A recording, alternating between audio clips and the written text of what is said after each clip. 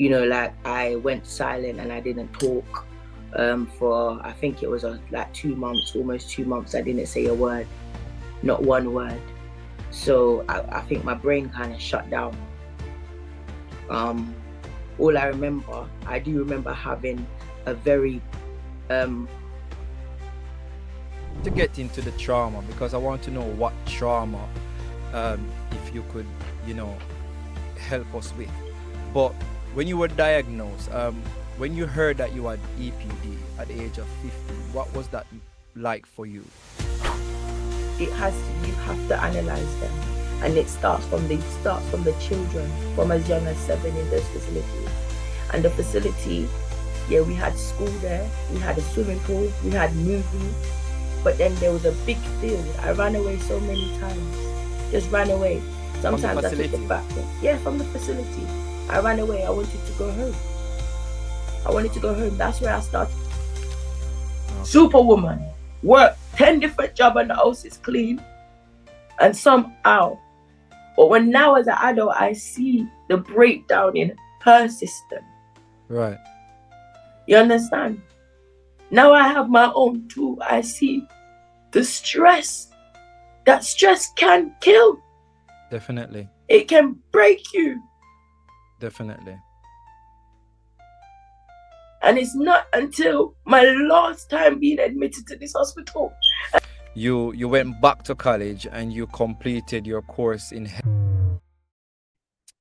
welcome to the Ivy Cancer Podcast, where we discuss health, healing, and cancer. And I'm your host, Brian.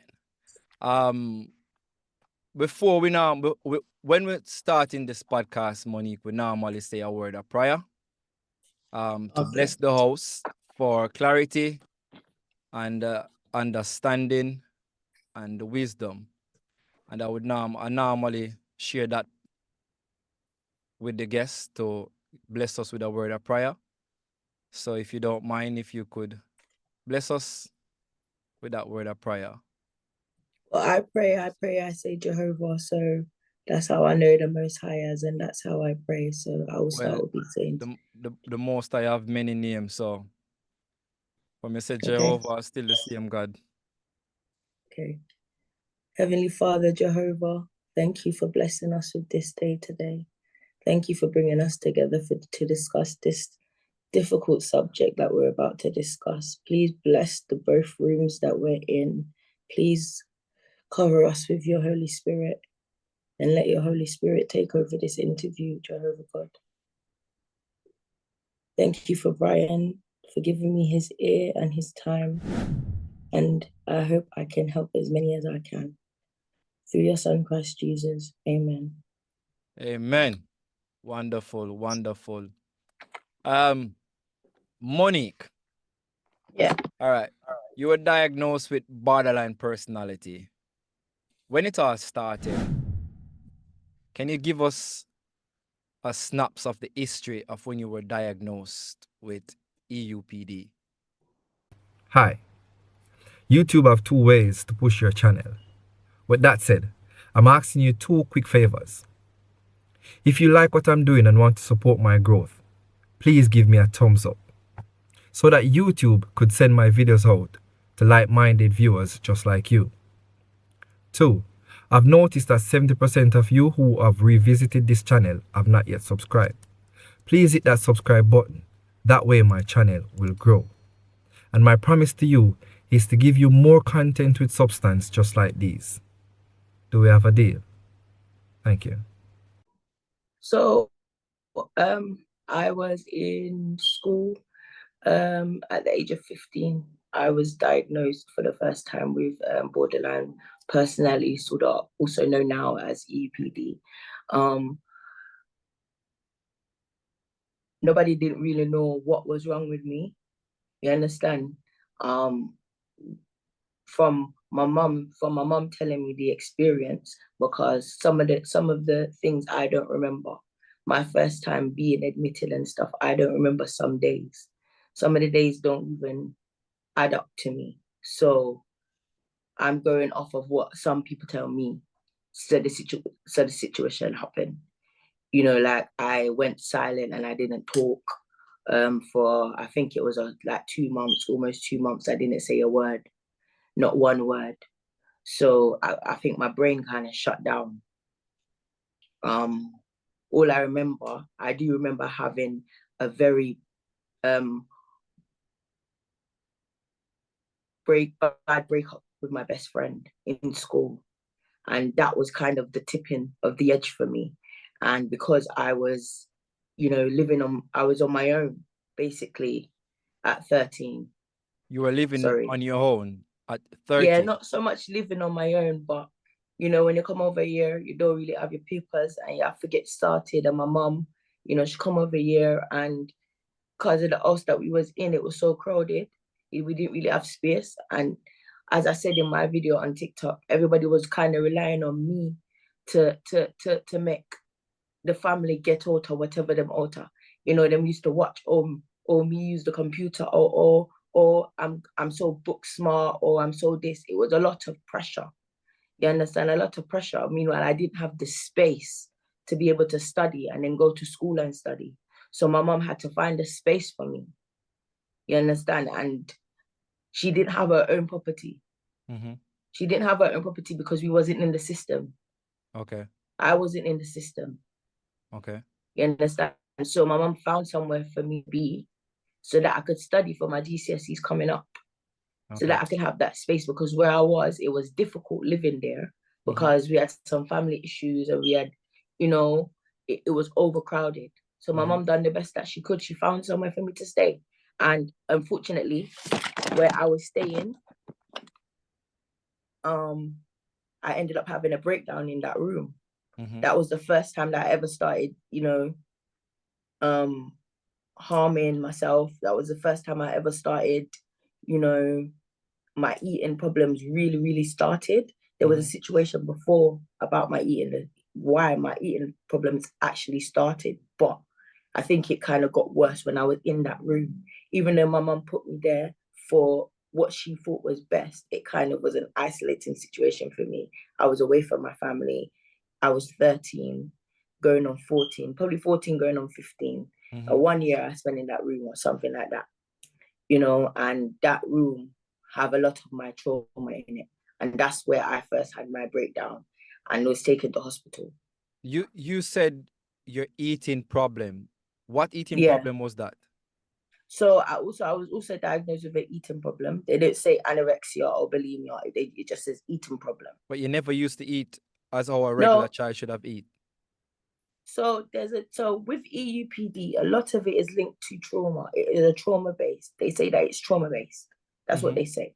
Okay. You know, I don't feel like I have this EUPD. Yeah, maybe I do in their terminology. Right. But how I see it, how do you know that? Who did you study? You understand? Who did you study to know that? Because you have to remember how they used to study us as a Black culture. Study us, study what we do, who did you engage to study and then diagnose them with this EUPD? You understand? So me, I don't really believe in that old diagnosis thing. I just think that I am who I am. And trauma does a lot to the brain. You understand? Trauma does so much to the brain. And that's what they say EUPD is linked to trauma. You understand? But I'm a person who don't label me. You understand? I am who I am. We're going to get into the trauma because I want to know what trauma, if you could, you know, help us with. But when you were diagnosed, when you heard that you had EPD at the age of 15, what was that like for you? So I didn't know that that was what I had until, you didn't know then? Until when I was a teenager, I didn't know what was wrong with me. I just thought my mom made me go into hospital. She's leaving me there. Like, no one knew this hospital existed. Yeah, I didn't know what depression was. I didn't know what borderline personality disorder. Nobody in my family knew what this was. We just come over here. We just come over England. You understand? So how are we supposed to know that there's even a place like that? So my mom and my rest of my family, they didn't know what to call it. So as a teenager, obviously you can't see your own file. You're not of age to be able to read your own file. to be able to read up on what happened, you're not in charge of your own care. I don't know if the system has changed now, but when I was a teenager, those things were kind of kept away from you. Okay. You understand? Which kind of also made me very angry because I didn't know what was happening. I didn't know what was happening. I just thought my mum dumped me here, my family dumped me here, they're out there, I'm in here, what is happening? You understand? And no one's really understanding. All I'm being told is I'm sick by one family, or by in the hospital is that, you know, you got depression, or you got something else. I don't know what I had. You understand? It's in 2019 when I was about, I think I was 28. I hadn't had an admission since the age of 17. Okay. I didn't have an admission until 2019. Okay. And that's when I really, really started reading about what I have, what these people say that I have. So I didn't know as a teenager what it was, but I said that the way they put it, like that video that I sent you, the way they put it on the video, the way they analyzed the people, the way they analyzed me, allowed me to kind of understand this diagnosis a little bit more. But it also made me a lot more paranoid because I'm like, what the hell? Okay. How can you study someone like that but God himself? Okay. You were born in Jamaica. Yes, I was. At what age did you came into the UK, and what year was that? What was your transition like? I came into England in 2019. And the transition was a difficult period. I have to say it was very difficult for me because I leave my father at Jamaica, and my dad was a very good dad. You understand? I was stuck to my dad, but I was also stuck to my mum. Right. So for me, it wasn't like she stole me from my dad. It was, I just went with my mum. Okay. You understand? So, but then I didn't understand why I was taken to England without my dad, and why my dad didn't drop me to the airport, why my dad didn't say goodbye. You understand? Because that's how much my dad meant and also still means to me. So you're in communication with your dad? Of course. I saw my dad in 2020 when I went down to Jamaica. My mom made it happen. My mom made me and my kids, you know, she paid for all of us to go down to Jamaica because she was trying to help me with this whole mental health thing. That's good. You know? But to answer your question, you know, the transition, that again, they say it linked to EUPD, the transition, and abandonment. Changes and abandonment, they say is linked to EUPD. So you can imagine I left my dad in Jamaica. I come with my mum. That's not my dad abandoning me. That's me abandoning my dad. You understand? So that's another sign of trauma, but it also gave me abandonment problems. I have a lot of attachment issues, I would say. You understand? Analyzing myself. Okay. So you were sectioned in the mental health hospital for roughly 1 year. Mm-hmm. You were suffering with depression at the time. What was that like for you? It was one of the best as a teenager, I have to say, one of the best, but scariest things that ever happened to me. It made me see another life. It made me see people in another way.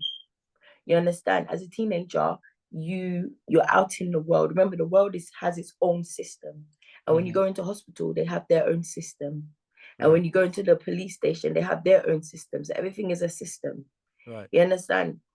When I was in the hospital and as a teenager, it was one of the most eye-opening things as a teenager. It humbled me. But then it also made me see my family in a different way. Like maybe some of the things that happened, maybe some of the trauma that happened, maybe there's some things that happened to me shouldn't happen. Right. You understand? And I learned tools as a teenager. And I still have the book. And I wish I dig it up, but I never even to we'll just go to the question, but I still have the book of when they wrote to me when I was leaving that ward as a teenager, because I was there for so long, but I picked up a lot of skills, which was able to help, which was also helped me in my adult life, be able to help me with my daughter, who's now being diagnosed with ADHD and ODD, and me sitting down and researching it, because it's the things that I've learned, not knowing, not having no control as a teenager, and not knowing what was wrong with me as a teenager. I don't want anyone to ever have that power over me again. So anything that I am diagnosed with or given or whatever, I will research it. Mm-hmm. You understand? You can't tell me more about me than I can tell you more about me. Right. You understand? And that's what people with mental health need to do. You need to research yourself. Right. You need to research yourself. So that transition period affected a lot of my life. You understand? Me leaving my dad, I think because I've suffered so much trauma, little triggers. So whenever I get mad, my mom can tell you, I start cussing everybody. I cuss out everybody, and everything comes out from when I was younger to all the way up to today. You understand? It just comes out like word vomit. What were some of the experience you had as a child in the facility? So we went to school. There was a school right next door to it. It's a big building. Right next door, you have the eating disorder ward, and then you have children ward, because you have over here, you have children, I think, as young as 7 in hospital. Young as 7? Yeah. Don't quote me on that, but I think it's as young as 7. Are these mental related situations? Yes, so they would diagnose them with ADHD, ODD, ADD, all of that different type of stuff for children. But once you reach adolescence, it's still going to be it could still be ADHD. So I could have still had ADHD. But then once you reach a certain age, it becomes BPD, borderline personality disorder, or EUPD. You understand? If you don't get it treated from that age to when you reach up to my age, it's going to become EUPD. Oh. So it's very confusing, but you have to, that's why I said the research, because to find this diagnose somebody, yeah, you have to analyze them. And it starts from the children from as young as 7 in those facilities. And the facility, yeah, we had school there, we had a swimming pool, we had movie, but then there was a big field. I ran away so many times, just ran away. Sometimes I took the back one. Yeah, from the facility. I ran away. I wanted to go home. That's where I started smoking cigarettes, in that facility, because every hour you were able to go outside to have a cigarette. Other than that, you have to stay inside. You're not going nowhere. You're staying inside. So the smokers them get to go outside. So I got to pick up the habit to smoke at 16. And my mother was livid. She didn't drop me off as a smoker, but she picked me up as a smoker. Okay. Because over here, when you're 16, you can't do that. So, they can't stop you. That was back in that day. Now the age is gone up, I think. But that's how the facility to run. You have your own room. Yes, like cells, but it's just bedroom, toilet, bathroom. Next door is school. It's just like a maze, right? And then when you go the back way and you're running, you're just running, and you're not reach nowhere. Unless you take the front way and there's buses there. You understand? And it's a very long way away from the gate. The gate is a long way.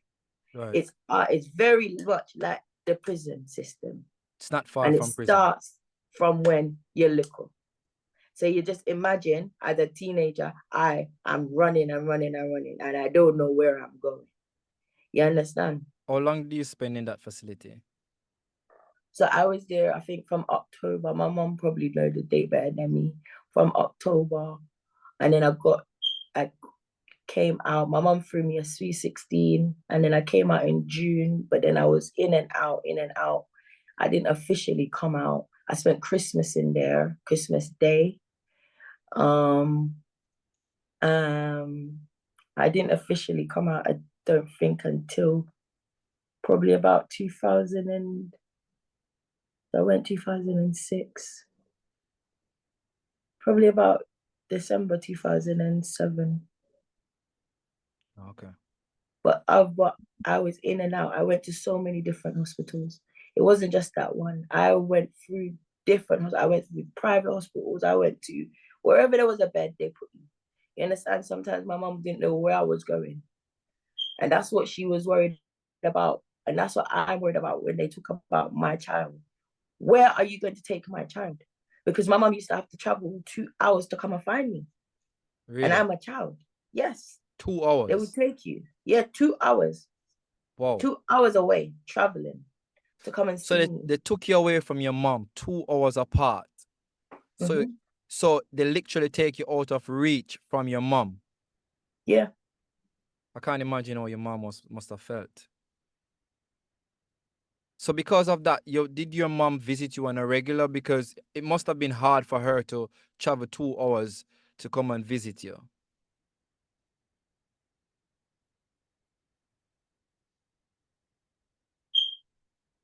She did as much as she could. She could. She came and visited me as much as she could. I understand. Recently, you was ranting about, on your TikTok, you was ranting about how you were treated as a patient, you and your fellow inmates in that hospital. Can you share with us a little bit about those treatments? Those treatments start from when you were little. They start from when you're a teenager. They just don't leave bruises on you when you're a teenager. Because if they do, they have the NHS and they have the parents to deal with and they have the court system to deal with. But you see, when you're an adult, you are on your own. I've been getting slammed on the floor and injected in my bum since the age of 15 years old.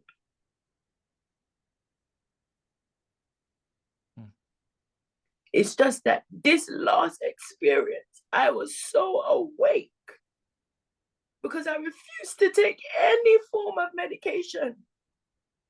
I was awake to see what was happening.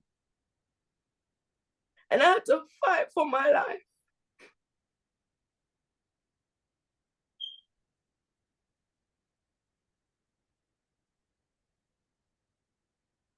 It seems as if it was rough.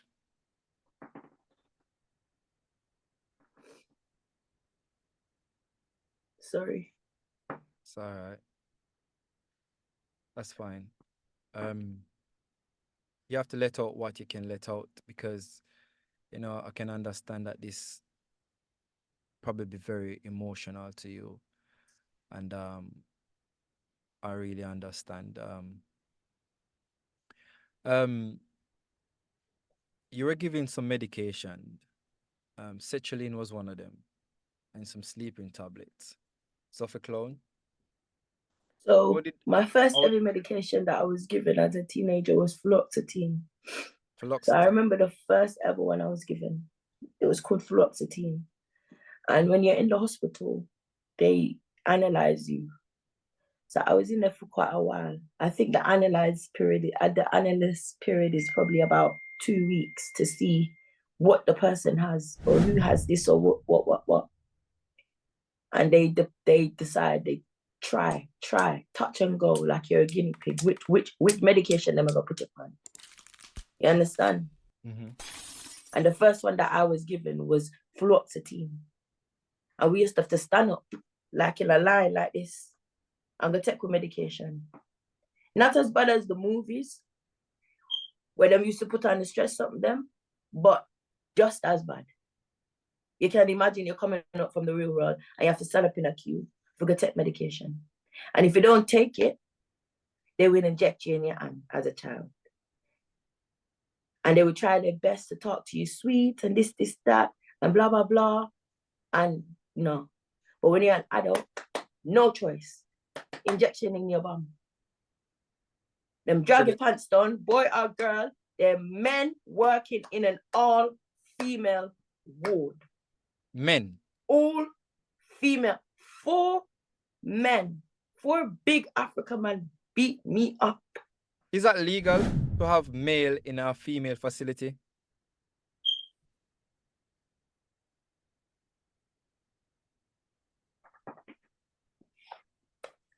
When I was younger and in that facility, one of the girls claims that she got pregnant by a staff member. So when I go the last time in there, I said the only thing they didn't do is rape me. And somebody tell me, are you sure? You understand? So when they put you on them medication, and you don't want to take them medication, and then them inject it into you, and you don't know what you're doing or what they are doing. Imagine that as a child all the way up. And every time them pump the medication into you, them finish with you, and then them chuck you outside, and then them say, okay, go on, go detox of these medication that you've been having for such and such time and cope in the real system. Because through a system done with you.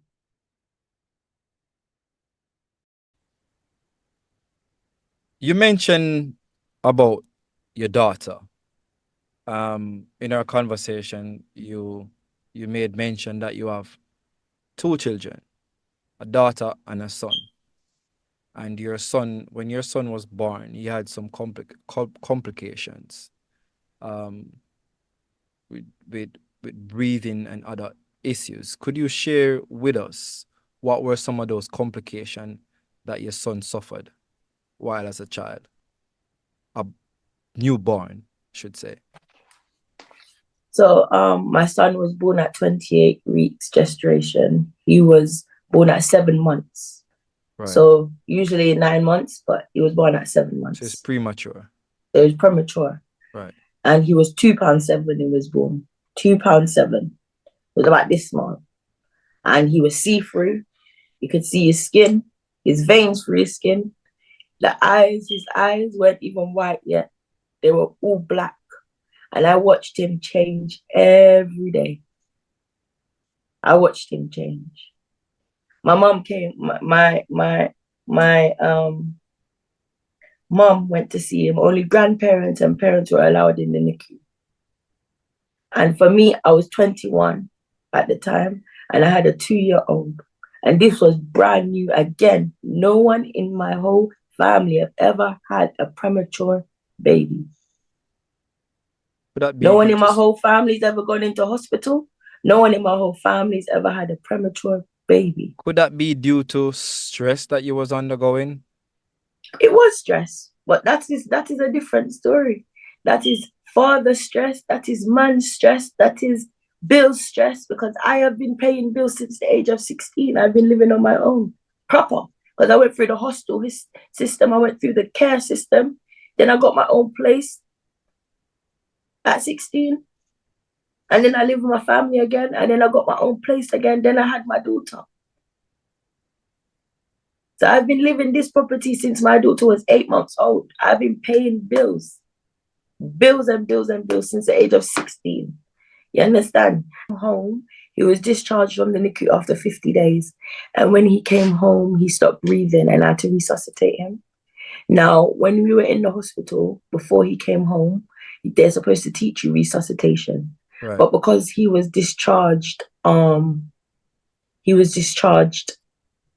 the weekend, because I couldn't, you know, that eagerness of your son, just your child coming home, because we watched him, me and his dad watch him have 2 blood transfusions. One day he's okay, the next day he's not okay, the next day he's wrapped up, the next day he's got jaundice, the next day he have an infection.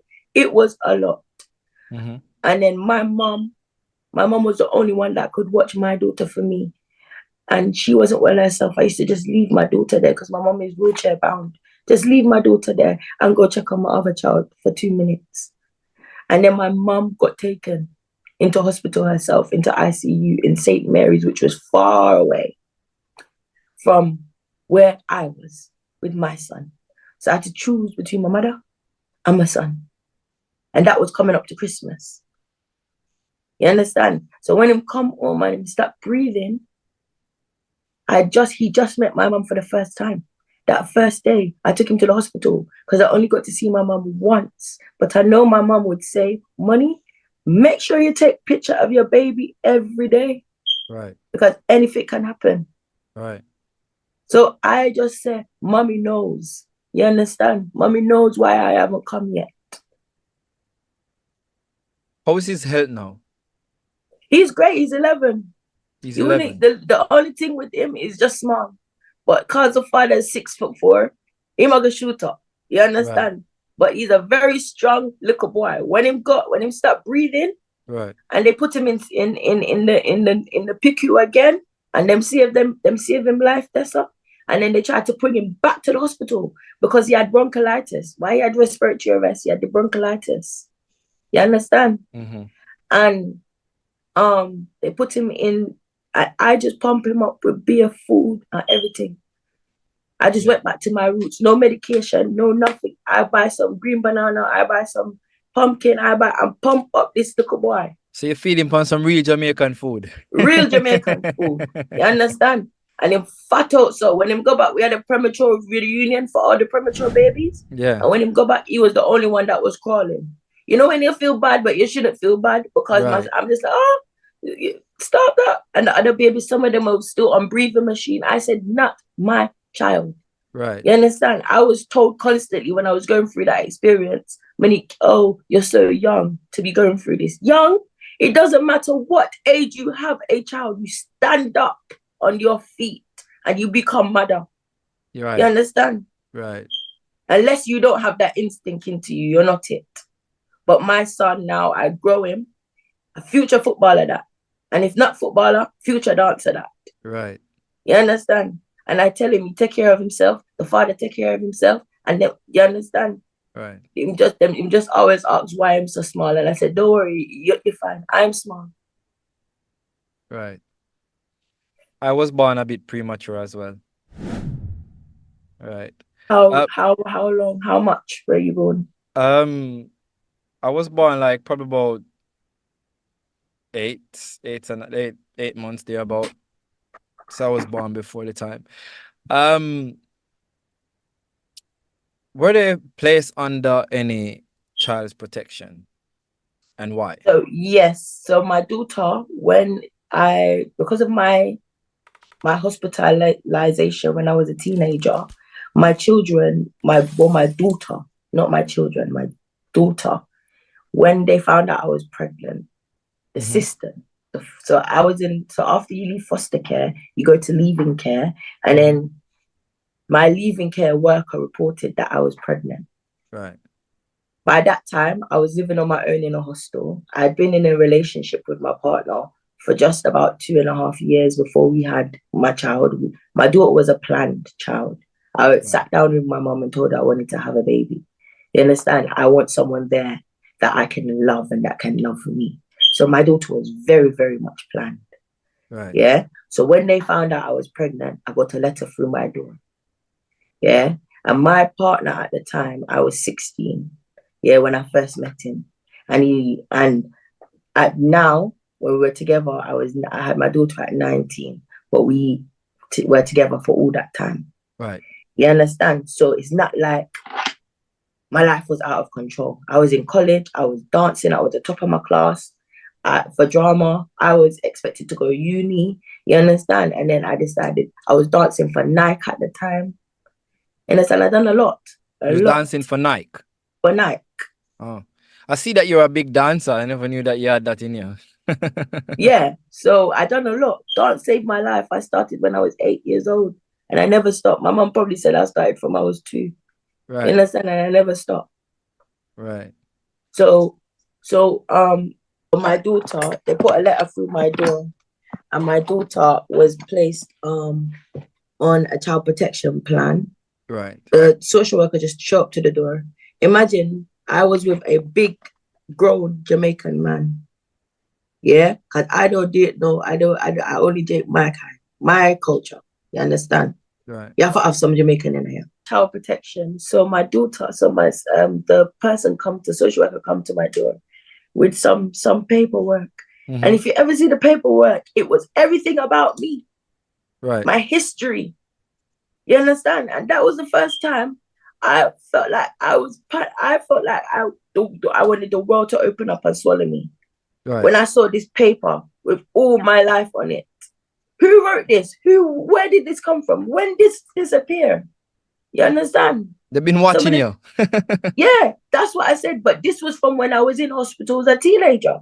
Right. Because that was when I first entered the system. You understand? Because my mother, when she come over here, we wasn't in the England system. But from I entered the hospital, we go into the system. So when this lady come to me now with their child plan or whatever, I go crazy. I tell them, come out to my house. I tell them this and that. And then them put angry black mom. You understand? Angry black woman. Blah, blah, blah. This and that. You don't know about no social services. You understand? Maybe my mom had them involved when I was in hospital, but all before, we never have them involved. But as a 19-year-old or 18-year-old, you knock on my door. And me come from a country where there's no people that would knock on your door when you're pregnant. Right. And you expect me to just sit there and read all of this stuff about myself that I haven't told the man that I am with about. Because nobody know Monique suffer with anything. Right. Until I am admitted to somewhere. You understand? I don't just go around and say, hello, my name is Monique Moulton and I have this and I have that. No. All my jobs, no one ever knew until my last 2 jobs I decided to declare that they said there's something wrong with me. But I don't feel like there is. You understand? Right. And with the social services, them turn up on my door, no. And I had to explain to my child's dad what this is about. Right. You understand? So that was the beginning of the end of the father in the house. Because that's what social services do. That is what the system do. So the father decided to leave at that point? No, he'll never leave at that point. I don't really want to say why I'm leave. Yeah. Right. Because I don't really want to hurt my daughter right now. Right. So I'm not gonna put it all out there. But my daughter have her father. Let's just say that. My daughter have her father.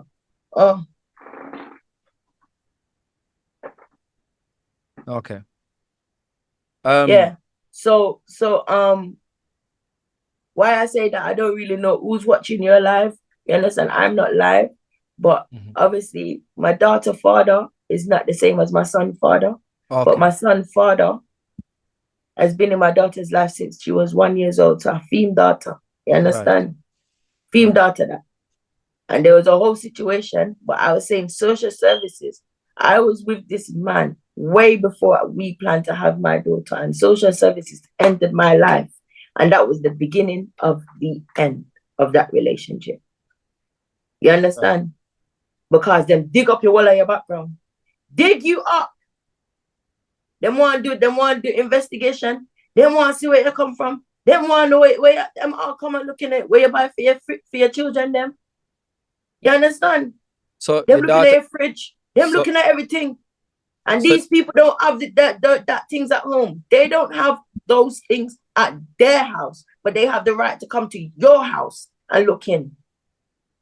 So basically, they took your child. The social services. They didn't take my child. I was pregnant. They didn't take my child. So social service, monitoring your family because of your overall circumstances. Yeah, from when the age I was 15. Okay. Yeah, and then when I didn't have no involvement with them until the age when I got pregnant. I flagged up on their system again because I got pregnant. So let's so we covered, like, so your mom, you made mention about your mom and her journey in sickness. Where is your mom now? What's happening to your mom now? What's your mom's present circumstances? So my mom suffers with HTLV1. Mm-hmm. And it is a bone disease, a nerve disease that affects your nervous system, and it mostly affects Afro-Caribbean and Black Caribbean and African American. So African Caribbean and African American, it affects them, and it doesn't affect you until you're in your late 30s or 40s. My mom was fine. She was okay up until probably stuff started happening to me. I can't say, because what my mom was good at as well is very hiding stuff away from us. Right. But then we were exposed to it by other people around us. You understand? My mom was very vulnerable like me. She used to just go to the shop and collapse. Oh, I'm going to buy bread. And then the next minute she collapsed. You understand? So when I was a teenager and my mom was going under so much stress, trying to get the papers and trying to get this, and then, we had a fact. My brother was going through his own stuff, and I was going through my own stuff, and my sister was going through her own stuff, and then my mom was on her own up here in a foreign country. I watched my mother slim down to nothing. That's why the two of we are the same. You stress us out, we'll get mager. Just like that. My mom went down to nothing. So I was just in school like this, wondering, what if I go home and my mom is not alive? Or something is going on with my mom. You understand? Right. So that was my worry. But her now, I still worry for my mom. Yeah, I think it started affecting her. All I remember was she used to have some blood clots on her foot. Mm-hmm. You understand? And they spent some time trying to figure out what it was, but nobody knew what this disease or what this nerve disease was. They put her on this, they put her on that. Yeah, they take sample. You understand? She used to come to my school events from doctor's appointments, I remember. But the one thing about my mother was she was my strength, and she still is. Right. She still is. For instance, all the time she's going through this, I remember I had a carnival at school. We make big wings and stuff where we have like a show carnival, and we had to show our carnival down the high street, and we do a long walk, all children. I think I was about 10 or something like that. We do a long walk around the market, and my mom walked the whole way. She was the only parent that run off of the wall away and buy everybody drink and this and that. I remember all my friends, Monique, your mom. Yeah. That's how I remember my mom. Okay. Superwoman. Work 10 different jobs and the house is clean. And somehow, but when now as an adult, I see the breakdown in her system. Right. You understand?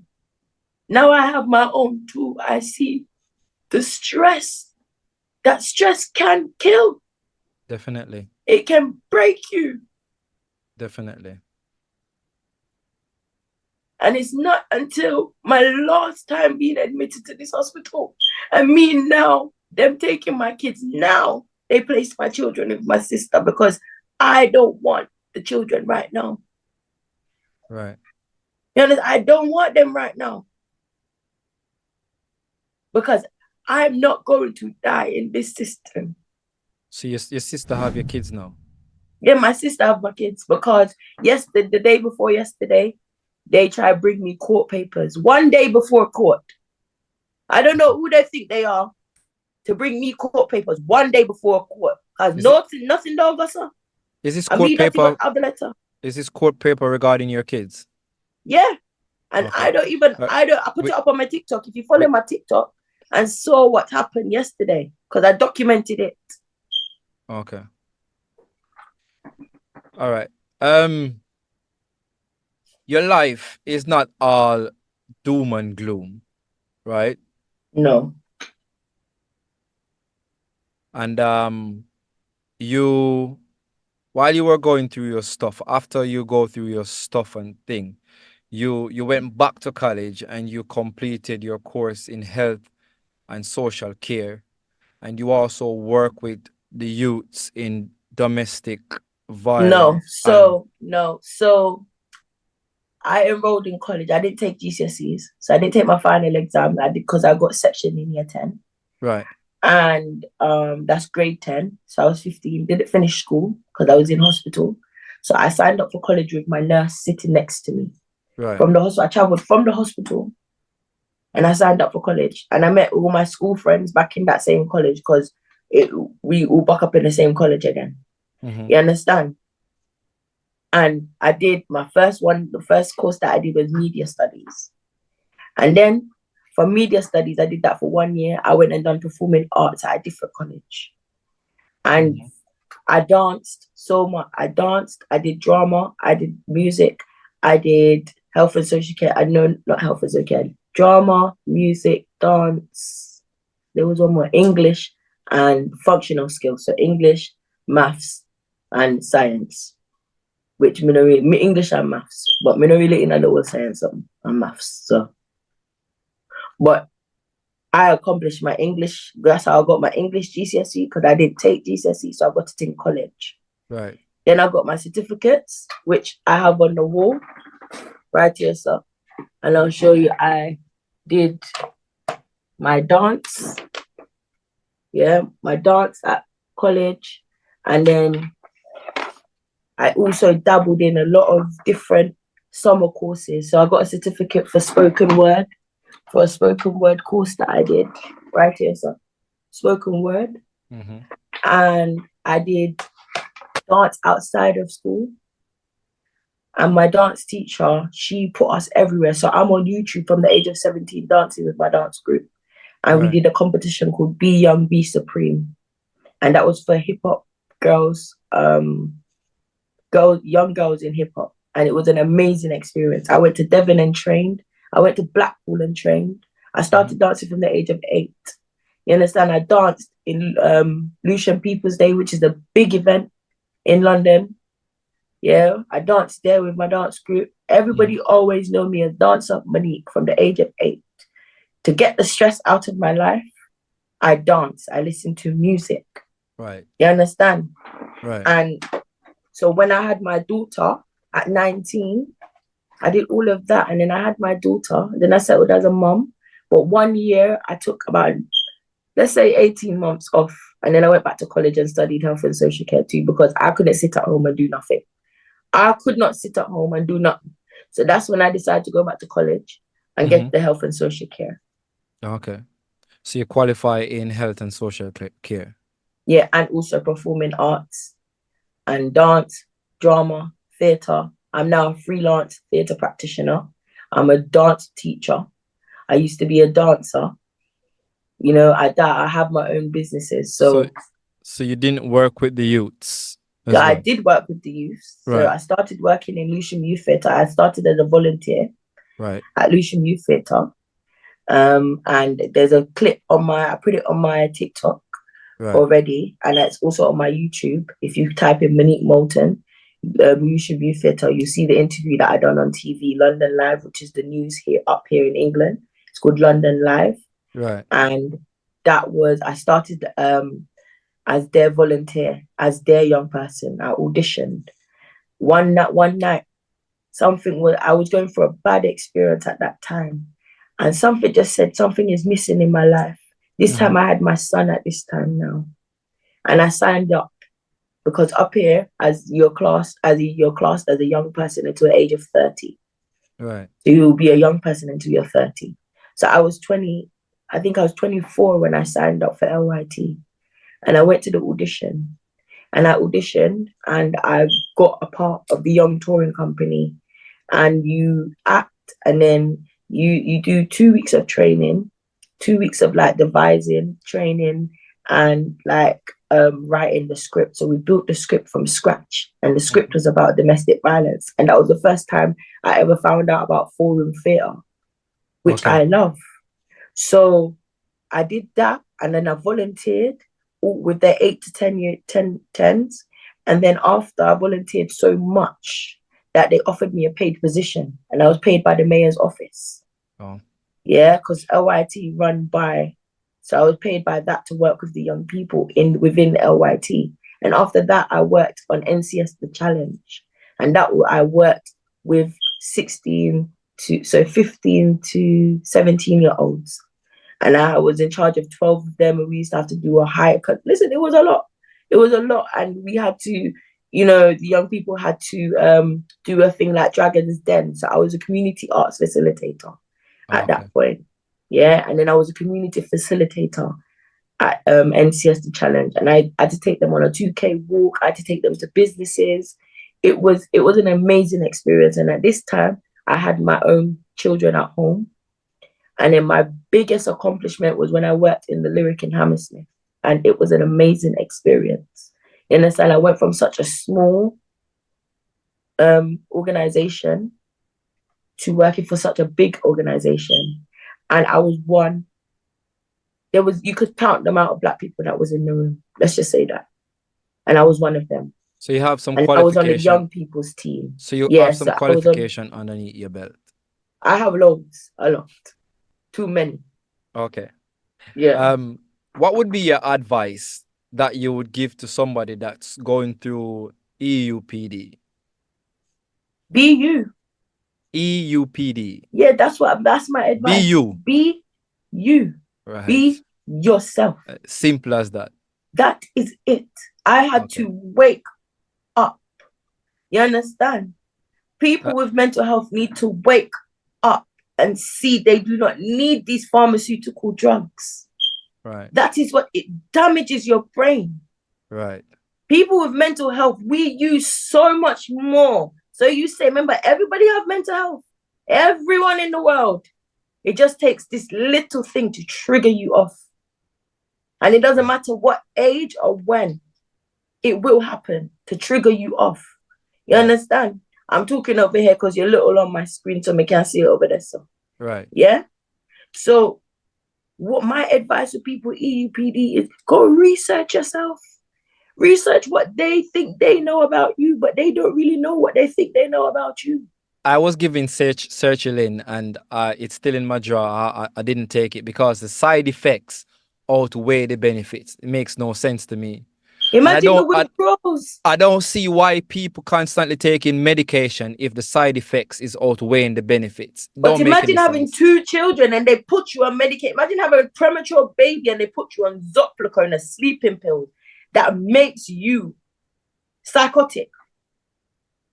That can give you psychosis. Right. That pill. Right. You understand? That pill is just like cannabis. That pill is. Okay. It's just controlled. They control it. They control the dose. They control how much. They control when. You understand? Okay. As we wrap up, do you have any platform that they can reach you and follow your journey? Yeah. So I'm mainly documenting my journey on TikTok right now. I've got so much pages on there that I just want to focus on the TikTok. So my page on TikTok is I think it's Love Me Dimps at the moment because I changed my name quite a lot. If you type in Dimps Love Life, you will find me. That's DIMPZ LOVE LIFE, Dimps Love Life. And if you type me into Google, you'll find me at Dimps Love Life. My whole pages will come up. My Etsy page will come up because I also own a TikTok page called Beauty is Black. And that's spelled BEAU.TYISEBLACK. And I make one-of-a-kind bottles, and I'll just show you one of my samples of what I make. So I make these type of bottles. Oh, lovely. As well, you'll find them there. That's nice. And it's just promoting. Okay, yeah, it's just promoting Black culture and Black love. And I have a lot of different type of things that I sell on there as well, like cups. We have men things, we have birthday cards. So that's on my Etsy page, and you just type in Dimps Love Life on Google. And then for my professional page, if you want to get me on my LinkedIn, you just sign in Monique Moulton. That's MONIQUE MOULTON. And if you go on Google and type in Monique Moulton, you'll see my picture come up. You'll see my LinkedIn. You'll see my credentials in my LinkedIn. And you will also see the plays that I've directed and the things that I've done on the professional side. So my social media is Dimps Love Life, and my professional name is Monique Moulton. Thank you, Monique, for sharing your story on the Ivy Cancer podcast. We normally have a closing tradition where the guests leave an encouraging word for the next guest coming up. And the guest before you, his name is Chris Neve, from the Alpha Chris Fitness Club in Jamaica. And his motivation to you is even even if you surrender, life will keep attacking. Know your purpose, live your purpose, walk in your purpose, and never let small obstacles get you down. Thank you again, Monique, for joining the Ivy Cancer podcast. And I wish you all the best in your journey. And I hope you stay focused. And these words of encouragement, you should look into it. It's very powerful. And stay focused. Take care of your kids, take care of And I would like to leave a one line of encouragement. Find out who you are and do it on purpose. Thank you. Thank you guys for joining the live as usual. My regular supporters, you are here, and I thank you for joining. For those who have joined, who have not yet subscribed to my YouTube channel, please go over there at Ivy Cancer Podcast and subscribe to the YouTube channel. I really appreciate it. This cup, I will be posting a video probably tomorrow. I purchased this cup on TikTok shop, and I will be getting a stipend off it. It's only £16 or £16.50. If you purchase any one of these cup, I'll get a stipend. That stipend will go to somebody with cancer and can't afford their medication. And that's my motive for this cup. So please, when I post that, you can purchase with my coupon so that I can accumulate up. Every £100 I've saved, I will be donating it to somebody with cancer. See you guys. Have a blessed week. It's holiday weekend, and we should have party. Well, we not have a party, but